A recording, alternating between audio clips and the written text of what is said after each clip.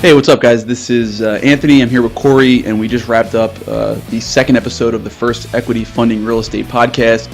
And, as promised, we brought you our first guest on the show, Andrew Hurley from RMS Title. And, Corey, what'd you think? I thought we provided a lot of value in that episode. Yeah, it's like a, 35-minute episode, but there's a lot of good content, a little more fun. Having guests in here, you joke around a little bit. Yeah, we try to keep it loose a little bit, and Andrew's he's a title salesman for RMS Title out of Lakehurst, New Jersey, in Ocean County, serving the whole state. And he brought some really good insight, I thought, to what title is, and maybe some of the more complex issues that investors face that maybe they're not as familiar with. Yeah, and keep going forward, and especially with this episode, and just having different professionals, because we deal with the finance side all day. He deals with the title side all day. So you see things that that he sees things that we don't see. We run into title issues, we solve them, whatever. But he's done what he mentioned, 200 different deals already. So he's seen quite a few different scenarios. And most investors have a working knowledge of what title insurance is, and this kind of gets a little bit more granular and kind of opens up some of the specific issues. So I thought it was good. We had a couple laughs, which was good, and like I said, we try to keep it light and conversational instead of this strict interview style. I think it's a little bit of a better format. So I thought it was a pretty good episode. Yeah, so enjoy the show. Tell us what you think. If you have any questions, I'm sure we'll have them on again. So if there's something you want us to ask them, we'll save it for the next one. Yeah, and if you're going to watch the video, please subscribe on YouTube. Please subscribe on iTunes or wherever you get your podcasts. And leave us a comment. Let us know, and we'll like it, share it. Help us out.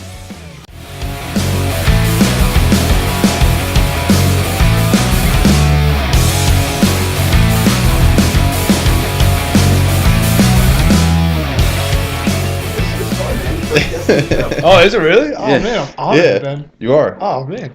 Yeah, so, all right, we'll jump right into it. But, welcome to the second episode of the First Equity Funding Real Estate Podcast. And as promised, I think, Corey, we mentioned last video, we'd have our first guest on this week. And without further ado, we have Andrew Hurley from RMS Title. Thanks, guys. I'm very honored to be your guys' first guest here, man. Welcome. Wow. Now, depending how this goes, you might be first and last, and we'll never hear another episode again. But I'll do my best not to ruin anything here. So do you want to just tell everybody a little bit about what you do, where you work, and yeah, absolutely. So my name is Andrew Hurley. I do sales for RMS Title and Appraisal. In terms of the investor world, I work very closely with these guys.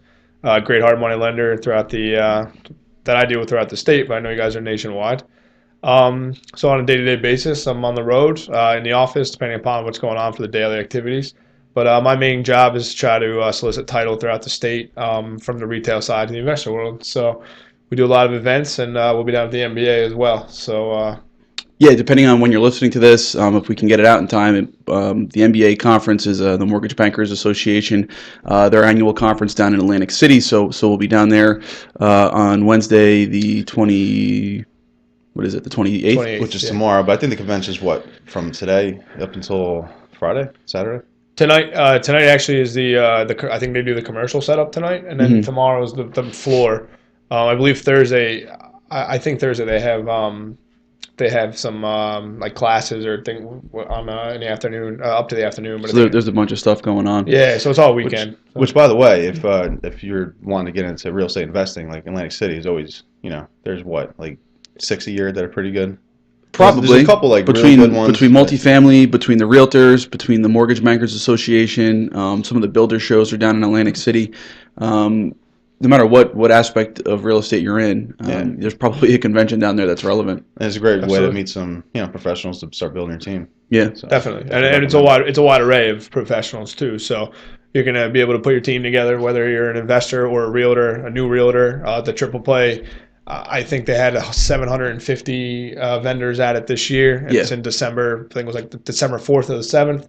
So any of these conventions down there, you're not only gonna have some fun because you get to meet your clients or potential clients, or even competitors on a friendly level, and you kind of see that's right. See the brighter side of people instead of the business side. And before we hit record, you mentioned something interesting: is that sometimes the most value is not in getting a booth or any formal thing there, but just walking around and meeting people who are walking down the aisles. Right? Absolutely. I think especially for anyone that's a novice in the real estate world or new in their respective professionals in real estate, it's not only just getting a booth and having people come to your booth, it's walking the floors and not being afraid to just go up to the vendors. Whether you go down there specifically as a realtor and you're looking to find a hard money lender because you're breaking into the investing world, or you're an investor looking to find unique lending options, you're going to get value out of the booths themselves. Mm-hmm. But the people you're going to meet just walking the floor, and when you take a phone break or a coffee break and you're meeting people out in the hallway, that's where my relationships have developed from these events over the last couple years.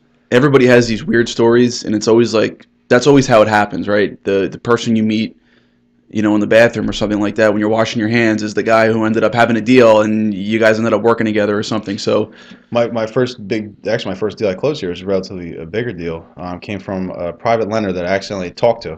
Like, I didn't mean to talk to her because I didn't read her name tag. I shook her hand, I looked down, and she actually had nothing but bad things to say about hard money lenders when I first met her. And we got to talking, and she ended up being nice, and then she referred a deal, which was my first deal here. So go figure, the accidental conversation I had. And everyone thinks like, oh, that just happened one time. That just happened to me. Everyone's got stories like that. So, going to these types of networking events or conventions, I think, I don't know, you probably would agree there's a lot of value to be had there. Oh, absolutely. And for someone like me who started just about a year and a half ago, I came from a golf background to doing title insurance. And, you can be, if you have some personality or confidence in talking to anybody, you can really develop any kind of relationship. So going down to those events, you're gonna meet newbies in general. You're gonna meet some of the most sophisticated businessmen and women in the real estate industry. And if you just have some confidence, go up talk to people, you're gonna develop those relationships. So you never, like Corey just said, you're gonna get those deals from the random meetings and things like that. Which, by the way, I didn't know this until recently, but you're a pro golfer. I used to be a golf pro. There's a big difference between a golf pro and a pro golfer. So I was never Tiger Woods status, but I used to play on the local scene. I was actually an assistant at Pine Barrens Golf Club and also at Adios Golf Club down in Coconut Creek, Florida. Excuse me. So that was a good time going back. All right, and forth. you could tell everybody what your handicap was. Yeah, I mean, I used to be handicap, right? I used to be good, not anymore though. So used to be good. So. Is it fair to say you're a scratch golfer, or you're better than? I'm still maintaining actually a scratch handicap. I finished the year last year at a +1, so I was playing some good golf. So this year I'm going to try to maintain it, but it's going to be a little bit more difficult with some things going on. Probably most impressive about that is he made a +1 handicap, and that includes us stopping the car girl every time she came around, and he was still a +1 handicap. I don't know how that happened, but. That's pretty impressive. Listen, John Daly was my biggest influence as a kid. So, it's, I mean, everyone plays better in their certain environments. So, and I guess that's I don't mind having a fruit punch or two when we're out there. Fair enough. So let's back up a little bit, because I know one thing that I was always thinking about when I got into real estate when it comes to title insurance. Way back when, I had no idea what it was. Like, I knew you kind of needed it to make sure you were the rightful owner of the property, but for some reason, for newer investors, the idea of title and title insurance, and Corey, maybe, I don't know if you agree with me, that it's just very confusing. It's kind of mysterious. Like, what is it? What are they doing? Why do I need this? Yeah. Oh, absolutely. Well, to be honest with you, it's funny. A year and a half ago, not to harp back on the golf, but I wasn't in the real estate world, and talking about the one-off referral, I actually got my job through Facebook. My boss, who owns RMS, Rich DeMonico, he's a member of the club I worked at, and he put something on Facebook and I want to respond to him looking to get out of the golf world. So talk about the one-off referral, just to go back to that real quick. Yeah. It's amazing how things happen. But the point I'm trying to make is I legitimately didn't know much about real estate.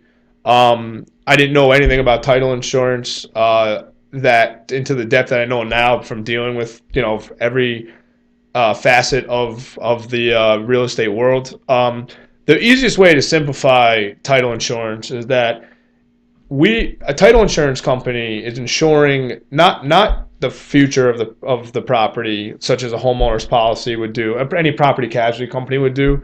We're insuring the property from the day you purchase the property to the past. So we're making sure that there's no liens or judgments on the property. That could be anything, if anything was filed incorrectly, any errors that are unknown. So we're going to ensure the property from the day you purchase it at closing and rectify any issues, if any, in the past, and issue you a policy that if anything did come up, that there was anything that was filed incorrectly or there's anyone that had rightful ownership of the property that may have been missed through recordings in the past, we are then going to issue a policy that if something like that happened, we're going to cover you on that. And we'd be the ones responsible for any issues that arise in that nature.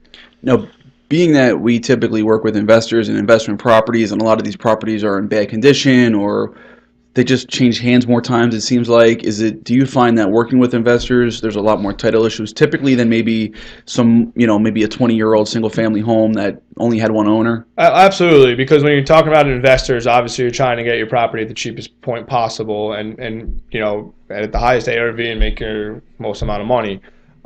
So you're gonna go through the foreclosure process, short sale process, obviously sheriff sales, and there's also going to be on any auction.com websites, things like that. There are going to be more issues involved in the title aspect of it. So there's a little bit more in-depth work that goes into it. Mm-hmm. I would say there's a lot of great title companies out there. I know I can absolutely tell you that the paralegal team we have behind us is fantastic at RMS, and we work very close with investors. And I think the best thing to do, too, is there's a lot of Title 101 seminars out there, and there's also a lot of, podcasts on plenty of very reputable title companies. For investors, don't be afraid to jump on Facebook, Instagram, and take a peek at what you can expect with title insurance and any of the issues that can arise from in properties that would be considered investments, Now, I had investors that bought properties cash, and they're coming to us to refinance. Mm-hmm. And not to insult any investors, but do you think it's foolish to not have? Because I'll say, do you have your title insurance? I said, well, what's title insurance?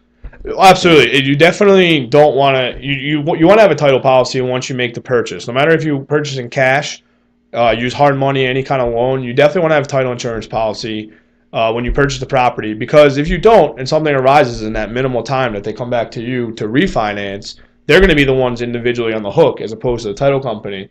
Sure. I know it sounds small window of time, and why wouldn't have anything happened to the property years in the past, but you never know what's going on. You never know if I've been in a situation actually where there was an unknown heir to the property that maybe they're looking for the right time to, who knows what's going on. And when it changes hands, maybe that's a time to transfer a title, and they're saying, all right, this is my opportunity. I don't want to speak ill. There's no... I'm not saying there's people out there like that, but God forbid there's a situation like that, and you're an investor that, this is my living, whether it's passive income or full time. You don't want to put up $150,000 cash and then lose the property and lose that $150,000. So you absolutely want to acquire a title policy once you make the purchase. Yeah. And then when you refinance, you do have to unfortunately get title insurance again, which is required by the state in the regard of refinance. And also, most lenders, I'd say anyone that I've ever dealt with, I'm pretty certain that throughout the country, there's probably 99% of lenders are going to require a lender's policy in the title. Which you as a title company, you should be made aware that it's a refinance, right? Because I ran into that issue one time where they didn't know. Correct. You do want to make sure it is a refinance. Different things just come about between the purchase and the refi. So just want to make the title company aware it's a refi, just any information you can provide. So your term sheet and especially with investors, the LLC information in terms of refinance, send that over to us. We'll be able to do the policy in a few business days, usually about 3 to 4 business days, and we do the closing. So we'll do the closing anywhere, especially on a refi.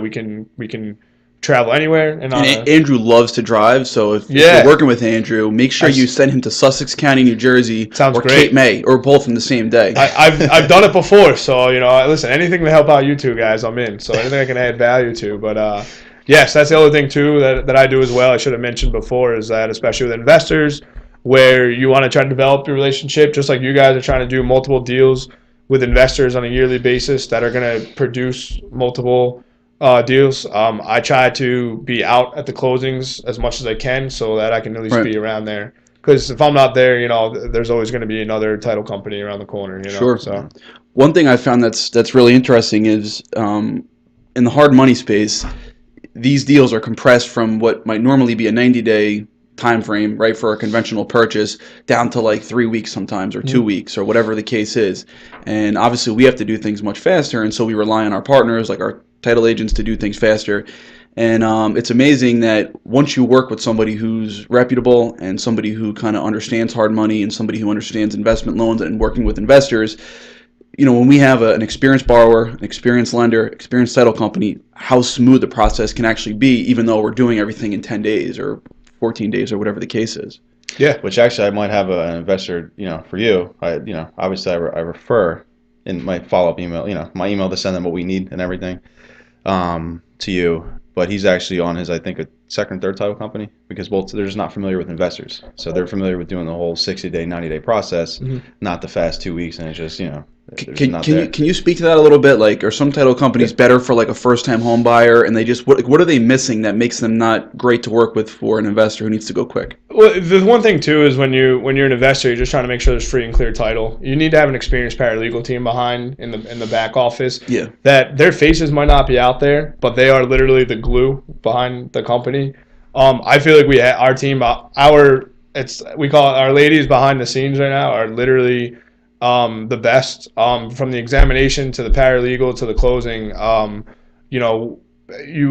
You really, for an efficient closing, you want to make sure, in terms of these investment properties, again, going back to, there's going to be more potential liens, and there are going to be potential liens, more liens on the property, that need to be rectified, whether it's as simple as, I don't mean to make it simple, but whether it's tax liens to an individual lien that's put on the property from child support or anything of that nature, you need to have an experienced team behind you to get these rectified to go to closing with. Right. There's going to be a lot of title companies out there that, whether they're too busy or don't have the experienced personnel that know how to work with, work with rectifying these issues.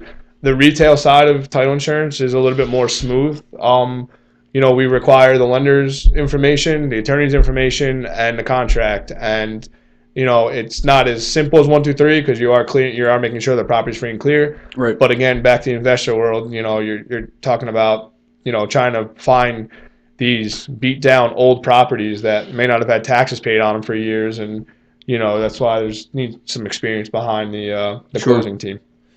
And you're going back like 70 years? 60 years. 6 years. Yeah.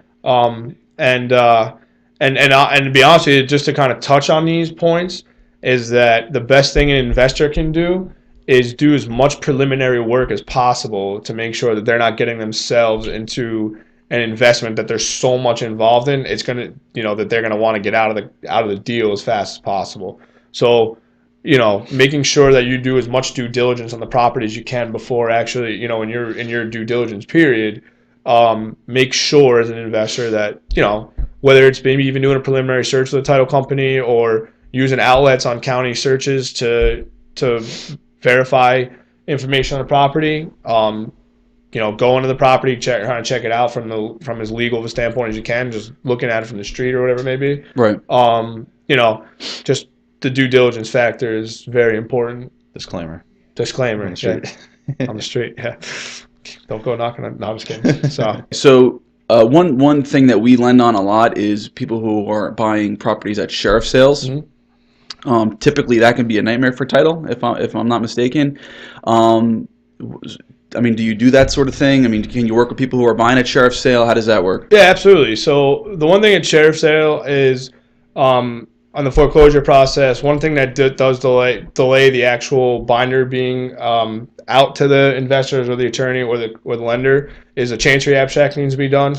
Essentially, the chancery abstract is another review of the foreclosure process, making sure everything was documented correctly and done correctly to file the foreclosure. Those generally do take a little bit extra time to come back, anywhere from 5 to almost 10 business days, depending upon the complexity of the deal. Mm-hmm. So we are very experienced in closing deals from sheriff.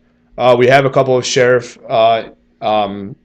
investors that have actually been with RMS for years. That my direct supervisors been Jen Cunningham has been dealing with. So we deal a lot with investors, we deal a lot with sheriff, and it's in terms of complexity, It's just a little bit longer because of the chancery abstract. So just to be clear, the chancery abstract is basically a search that makes sure the foreclosure process was done the right way. Correct. Nothing was missed. Correct. So that's just another layer on top of what you're already searching, kind of? Absolutely. So instead of just going back and doing the searches on the individual and the property itself, we also will do the searches on the foreclosure as well, just making sure that everything was done proper, and again, it's just ensuring the investor, the new buyer, that your property is free and clear of title, so that when you do purchase it and begin your renovation process, it's not chipping away at percentages of your profit, because obviously you guys work with tight margins in terms of ARV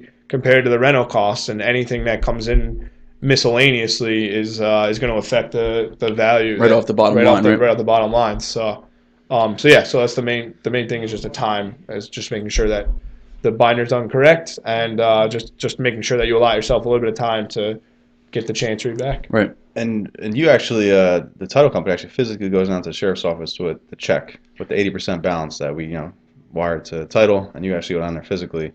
I've done that before. Yeah. I've done that before. I don't mind doing it, especially if it's a day in the office. We do a lot of work in Monmouth County, so the office is only about 25 minutes from my office in Ocean County.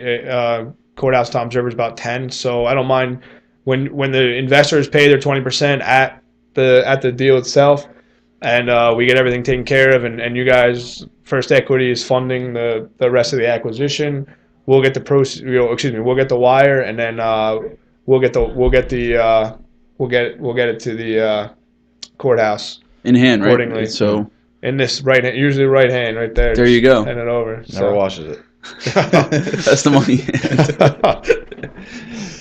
So, and that's I don't know if this was totally related, but I think we worked on a deal where you might have done a chancery abstract for me in like a really quick turnaround. we did. There was I remember the deal was probably actually in the fall last year, if that makes sense. Yeah. I know there was an issue with one of the buyers actually didn't acquire a title policy. I think Corey had alluded to that before. That's right. That's what it was. Yeah, the buyer didn't get title. Yeah, the buyer didn't have a title policy, and I believe was trying to actually do a refi with you guys. Correct. We caught it. I mean, we caught it during the examination period, and I know that you guys had a tight window to close on it, so we actually did do a rush on a chancery. Fortunately, one of our searchers was able to have it done, and we had it back the next business day. It's not something that we typically do, and it's got all the stars have to align for it. Right. So we're not advertising that you can do that, but the point is that I don't know that any other title company was getting that done in that way or in that time frame. That was a unique deal with I think it was a great deal too. I think there was a great ARV on that one too. And unfortunately, if we didn't get it done that day, the deal was going to be dead. Yeah, it was going to be dead. We got it done, and the borrower had a great deal on his hands. And yeah. And that goes to another case too, where in terms of the situation like this is where investors really want to make sure that their due diligence is done. Title insurance and attorneys are very important, and I wouldn't want to cut the cost anywhere in those areas. And in that situation specifically, there was actually not a title policy acquired with the purchase. So we actually, instead of doing the refi, we actually technically did the purchase. Yeah. But yeah, we did have it done in. I think overall, after we figured out, we had it done in 3 days, if I'm not mistaken. So. Is it fair to say and go on record that whenever you buy a property, cash or with financing, you should always get a title policy? Oh, absolutely, 100%. Lenders themselves are going to require the lender's policy. And honestly, why you wouldn't want to pay for you have to pay for the lender's policy regardless. So why you wouldn't want to obtain the owner's policy of the title as well. It protects you. You're going to have.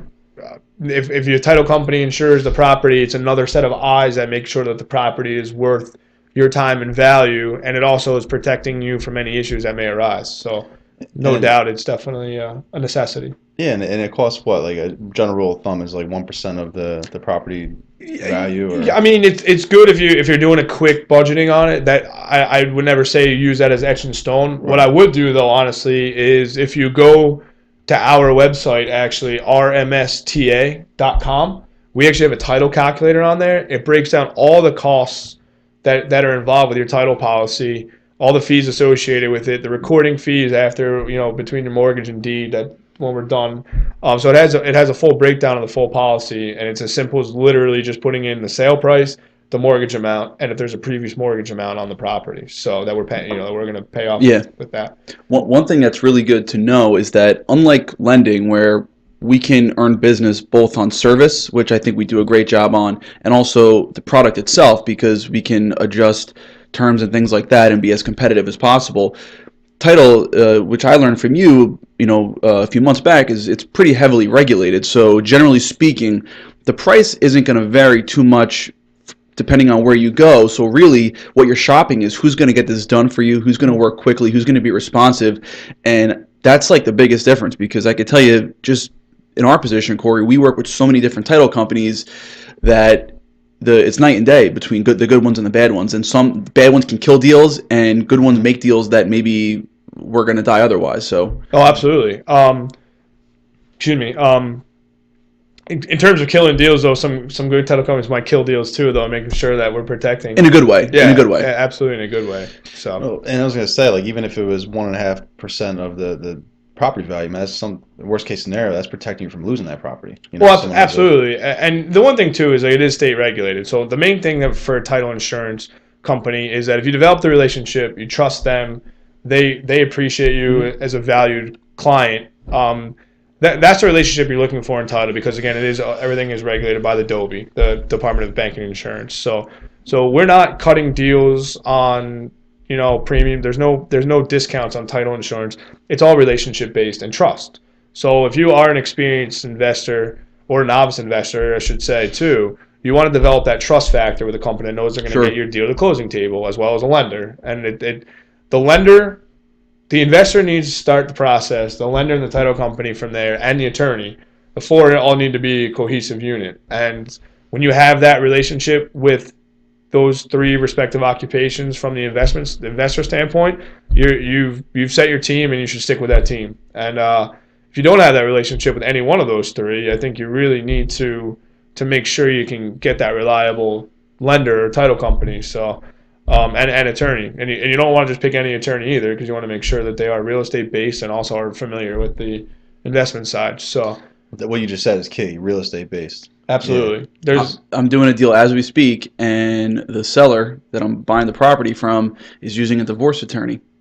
And it's made the process so long and drawn out for a very simple deal. And if it was different circumstances, it might have adversely affected the deal. But we're working through it. But to your point, you got to have that team in place. And once you find people who you trust and you can work with and who are responsive, I think it just serves you the best. Absolutely. I think for the one thing I would just say in general, from what you just said there too, is from the investor or even any real estate purchaser, I don't think you want to cut costs at the attorney side if you don't have to. Think about the percentage of what it's going to eat at your profit, as opposed to, especially if you have a good real estate attorney going to bat for you on a lot of issues, then they get rectified and you maximize your profit.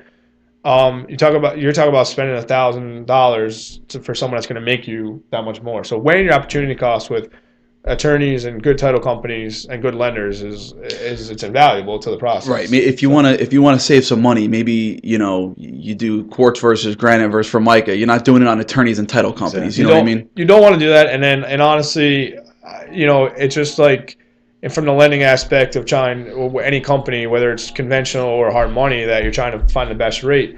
I mean, think about any contractors that people have used or any attorneys in the process you've used. The cheaper, the maybe less quality you're getting. So in some cases, you get what you pay for. Absolutely. Well, and having a professional, because I was having this conversation with someone recently, with someone doing their taxes, and they were like astonished that I paid $250 to do my taxes. I'm like, yeah, but they're saving me like 10 times, plus, more than $250. It's more than worth it to have a professional. To have your cousin do it, who is whatever. Because they've been in the business for a long time. They're reputable. They know the laws. They know the ins and outs. Same thing with a good attorney. They're going to know what to look for and what's just garbage. So something really interesting that I've found in this business from a lending perspective is that the people who try to beat us up on rate and term, generally speaking, are newer investors who are very price sensitive.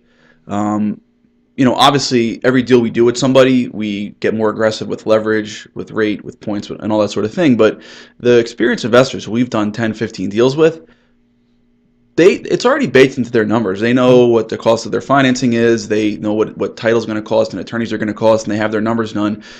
And they don't beat you up over whatever, you know what I mean? And it's really the newer investor who is a little bit more cost conscious. So I think it's really just a change in your mindset, right? You have to realize what you're paying for and why you're paying that. And to work with a good lender, a good title company, and a good attorney, we can't stress that enough. Is like that's worth its weight in gold. Right? Yeah. Oh, absolutely. I think the biggest miscue of anyone that I've dealt with from the newer side, who I really relate to because I still consider myself a novice in the title world, compared to my office especially, is I see miscalculating costs, whether it's holding costs or trying to cut corners and not using an attorney or using the seller's title company and from various websites and things like that. I really think to stress a really key factor is just I'm being redundant. We've talked about it a couple of times. Is make sure you develop your team and don't look to cut corners on things that really are going to in the long run save you. And not just on one deal, but you develop that relationship on multiple deals. Yeah, so. Real estate's a team sport for sure. Absolutely. And you have to approach it that way. No question. Just like with health insurance, better hope that you never have to use your title insurance. But at the end of the day, if you have to, it's like crucial to have that there. To know that it was done right. Yeah. I gotta say, Corey's been coming up with some really good analogies, over the last few. The accountant, with the time of the year, he's the accountant, so that's it. Kid's on a roll right now. So speaking of which, I gotta get my taxes done. There you go. Me too. there you go. So I know you mentioned a little bit before we got on air that obviously RMS does appraisals also. We do. Do you want to touch on that side of the business a little bit? Yeah, from the investment standpoint as well with appraisals. I personally do sales for the title company and do minimal sales for the appraisal company. However, from my experience, especially with dealing with investors, in terms of doing we specialize in doing ARV appraisals, after repair value appraisals.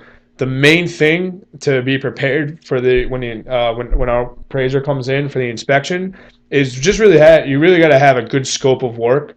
I suggest being contractor approved, just so that, especially for a new investor, so that you can really iron out your budget and make sure that the deal is going to be worth it from the improvements you're going to. And let's just back up a little bit. So from a lending perspective, when somebody's borrowing money from First Equity, you're not picking your own appraiser. We take care of that. Now it may well be RMS who's doing your appraisal, depending on geographically where your property is located, and RMS does a great job for us. But we keep some distance between the lender and the appraiser and the borrower and the appraiser, just to make sure things stay objective. Correct. Now, whether it's RMS doing the appraisal or somebody else doing the appraisal, when that appraiser actually meets you at the property to do it, that's kind of where what you're talking about comes in. Yep. Having your scope of work laid out in an itemized, very clear and detailed list. Absolutely, and that's just going to make the process more transparent, so that we can really provide you with the comps and the scope of work. We can really provide you with the most ideal ARV, so that it not only enhances your belief in the property, but it also makes you guys need the property to appraise to issue the loan. So the more prepared you are and the more due diligence you do, not just acquiring the property, but when you do acquire the property, the due diligence to get everything done is just, whether it's your first deal or 100th deal, you just, need to focus in. And a lot of investors forget that we're lending based on, not only the as-is value to an extent, but really mostly the after-repaired value. And sometimes they'll give us a scope of work that's just like one number. Oh, I'm going to spend $45,000 on a renovation. What does that mean? I mean, that can mean a million different things. Mm-hmm. And considering the ARV is one of the most important numbers that we have to figure out, you really have to take your time and get that done correctly, so that the appraiser can do his job properly and get you a very objective and accurate value. And sometimes it makes all the difference in the property and what it's going to be worth. I was speaking to an appraiser the other day, about something he's working on, and he was saying how that area has, all finished basements, and like that. it can be a $10,000 difference in the after repair value, because if they're not in line with all the properties around, I mean, the other properties can go before your property goes, or any other investors. Right. So like the scope of work and what you're doing to the property, whether maybe you're putting central air in and all that area, everything in the area has central air except for your property, that can raise the value. So I mean, there's just it's very important to have a good scope of work so the appraiser knows what exactly is being done. Now, if somebody owns their property, there's no financing on it, and they just want an appraisal just to maybe know what it's worth, or if they're going to get ready to sell it and they're trying to figure out pricing, they can reach out to RMS directly in order an appraisal? Yes, so we are a private appraisal company. So anybody that wants to reach out to us directly, that's not going to be using that appraisal for a loan, that wants to just simply know the property value that they have for exactly like you said, just being seller ready, they can absolutely reach out to us directly for an appraisal, as opposed to receiving an appraisal from a platform. Yeah, if you're getting financing and if you think you're saving time by ordering the appraisal yourself, don't do that. Don't do that. Yeah. We for a host of reasons, but just know you can't do it. Now, RMS very well may get your business anyway, but that's just we kind of handle that side of things. And but as far as title insurance goes, you're absolutely free to pick whatever title company you want to work with. Yeah, I think one of the misconceptions out there, not even just a misconception, but I think it's just the just not knowing exactly what title insurance is on the retail side and the investor side, is when you actually can pick your own title company. There's if it's not really supposed to be forced on you, or I mean, you really should be given options, or at least just know what's going on out there. And some lenders or attorneys do kind of really push certain people, and we try to be a little bit more transparent than that. And I usually say, look, here's a couple title companies I've worked with that we've done good work with. I prefer maybe this one or that one, but at the end of the day, it's up to you to decide. Yeah, I think too is if the borrower themselves is deciding what title company to use, or if they trust their various professional to refer the company. I think the one thing that I've heard is just from friends that actually have just done retail purchases. They're like, yeah, I never even met the title rep for my company. They had somebody from the company do the closing, and I'm like, yeah, I mean, that's just the way it is sometimes. But just the buyers out there that are going to watch this podcast, I highly recommend, and I'm not just saying to pitch myself, I highly recommend developing that relationship with a title company, because you can absolutely pick your own company. And, if you feel a relationship, again, it's a relationship business, you feel like that's the company you want to go with, I would highly recommend you pushing, hey, I want to use this realtor, this attorney, and I also have my title company, so. And honestly, to be totally fair, I mean, even if someone's asking me for recommendations and they say, hey, I have a title company I've done 10 deals with, I'm probably not going to use Andrew because I'm just so comfortable. That's probably the best for you, right? Absolutely. I would never sit here and try to steer an investor away that already has a relationship. I'm here for anyone that doesn't have a relationship, or is unfortunately unhappy with their company. That's the way I like to try to get business in that regard with you guys. You don't use your dashing good looks to earn business? No, my dashing good looks is already bringing me a little baby boy in a couple weeks, so we got to... Congratulations, by the way. Thank you. I had to throw that out there for some pity deals if anybody went there to see that. But no, I highly recommend, back to the attorney and realtor standpoint, that develop a relationship with the title company, feel comfortable with them, feel comfortable with their process, and I think it's going to make the whole deal more transparent and get you to the closing table a lot faster. So, and as you said, just a side note, back to the scopes of work, and you talking about relationships, is having a trusted contractor. 100%. Yeah. Be wary of the contractor that gives you, if you get like 3 $100,000 budgets and you get one at $70,000, be wary of that guy. A lot of times, they might mean well, but maybe they're new and just want to win the bid, and then they get the bid and they start the work, and then, oh, by the way, it's going to cost $100,000 or $110,000, $120,000. Exactly. Well, it kind of goes back to where you're cutting corners. You know what I mean? Like, just because you see a cheaper price doesn't mean it's going to be better. It really doesn't. It's just, We have a really good friend that we went to high school with, that we grew up with, who is a contractor now, and he's out of Ocean County. And he's told us, he said, like, I'm probably maybe not always the best fix and flip contractor because I do really, really good work. And I'm usually middle of the road pricing. I'm not like your bargain basement, contractor. Yeah. So, which is probably what you do want anyway. But if you're looking for just to shop on price, I mean, I'd rather have someone like that who's upfront with you. And if you're just shopping price, I mean, that especially in the contracting world, that can get you into trouble. Well, you get what you pay for, and maybe we'll have him on the show, but he does excellent work, like really good work. So it's gorgeous. Yeah. And he basically said that as like, yeah, I'm never going to be the cheapest, but I don't think you want the cheapest. So I don't see it as a bad thing at all. Right. Absolutely. I think that goes with a lot of anything, really, to be honest with you. But specifically contractors, and I think attorneys and contractors are from the investment standpoint are the main things that if you're getting a low ball offer, you're probably not going to get the quality from somebody that's your standard 1,000 to 1,250 range. Yeah. From the attorney's standpoint. So. And as we said, since title's heavily regulated, obviously service and execution is like, what's most important. And my favorite thing about working with RMS is I could call Andrew at like 9 o'clock on a whatever night it is and say, what is going on with this deal? And he's going to answer the phone. He said, and if he's either going to tell me what's going on, or if he doesn't know, he says, I'm going to find out and call you back. And guess what? He calls me back. And you wouldn't believe it, but when other title companies that we work with, they don't do that. You can't get a hold of anybody. You're leaving voicemails, emails. They've been very unresponsive. I'm not just trying to push RMS. I'm just trying to say that you need a title company who is responsive and gets things done for you, because they're definitely not all created equal. Well, the main thing, I appreciate that very much, and the main thing, though, for me, and this is from my sales standpoint, is being relatively young and relatively new to the title industry. Title being so regulated, you gotta have something different than your neighbor title company. There's a lot of great title companies out there, but there is absolutely lack of communication in every aspect, not just real estate, but communication lacks, I think, in the world, unfortunately. Yeah. But I definitely, if you're working a 9 to 5, that you're in New York City and on the subway home and get home at 7, but you're doing some passive income and on a flip that you don't get home till 8:30, and you need to talk to me or your contractor or your business partner, or whatever, or your lender, excuse me, yeah, of course, your lender.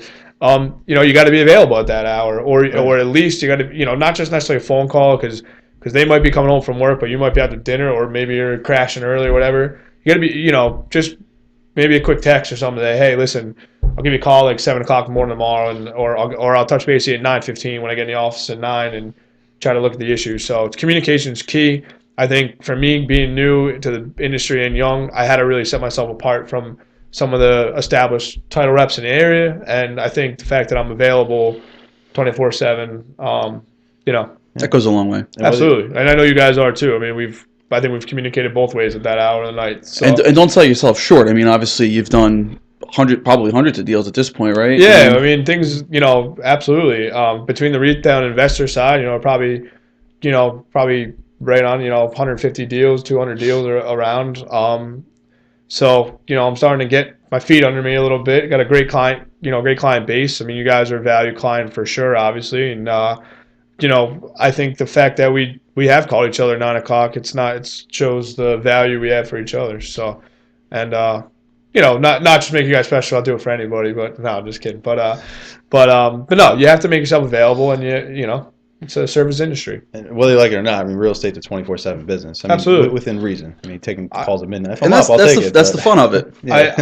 I'm doing an investment property in Belmar right now. It's my family's actually boarding home, and ironically enough, as we talk about being readily available, I partnered up with with my boss, who will actually bust my chops that I'm actually his tenant now, which is kind of true, unfortunately. But oh man, I know it's brutal, but no, it's only a joke. But I actually got phone calls last night at like midnight, and pictures sent to me from the and we're putting in new water lines, and we had an issue with the water lines. So when you got to be up and you got to be ready at any time. That's right. So.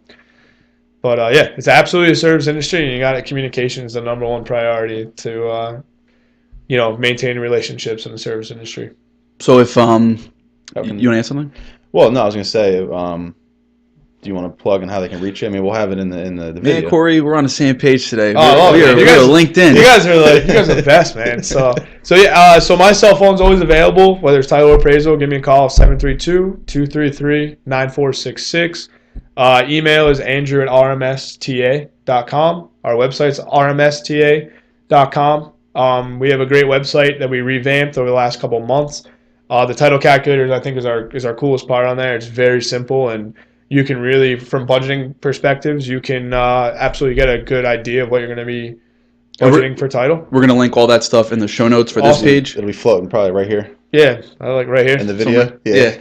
And then also, too, whatever, if you get an email and see this, we'll probably have all your information listed there. So make sure, just save that email if you get this, and, that way you can reach out to Andrew. And even if you don't have a deal yet, it might not be a bad idea to shoot Andrew an email or give him a call and just kind of let him know what you're doing. And, that way you have at least some relationship before you have a deal, so you kind of have your ducks in a row ahead of time. Yeah, whether it's just your traditional retail side of anyone that might just catch us on social media or the investment standpoint, feel free to reach out if you're thinking about buying. I'd be happy to draw up the quote for you. It's right on our website, but happy to help out whatever I can with title and the appraisal side. And I don't want you guys to sell yourself short either, though. You guys are, I know you guys are like pitching me hard here. I appreciate it, but you guys aren't that bad yourselves, So thanks, man. Well, thank you. Appreciate it. Much appreciated. No, absolutely, guys. I appreciate it. We haven't done this yet. We're kind of ad-libbing here, but we have to figure out a question that we ask every guest at the end of the show. Oh, man. Like how much you bench or something? I don't know. We just have to. If you see this frame, it's like 400 pounds. So that's what I figured. But how do you feel about the Second Amendment? No, don't answer that. Don't answer that. I plead the Fifth. So yeah, use the Fifth. Yeah, there's no political debates here. So. It's funny, if the borrower is left-leaning, so is Andrew, and if they're right-leaning, so is Andrew. It's funny how that works. I'm a Democrat and a Republican, so no, I'm just kidding. But, all right, so you have Andrew's title info, contact info for title, and obviously our info will be there as well, so please reach out to us if we can ever be of help, and thank you for coming on. Appreciate it. Yeah, shoot, if anyone's going down to the NBA, shoot me a text, or we'll all get together down there, too. So Good time. Good stuff, man. Hey, man. Thanks, brother. Thanks for coming in. Yeah, man. Thank you, guys. And we're out.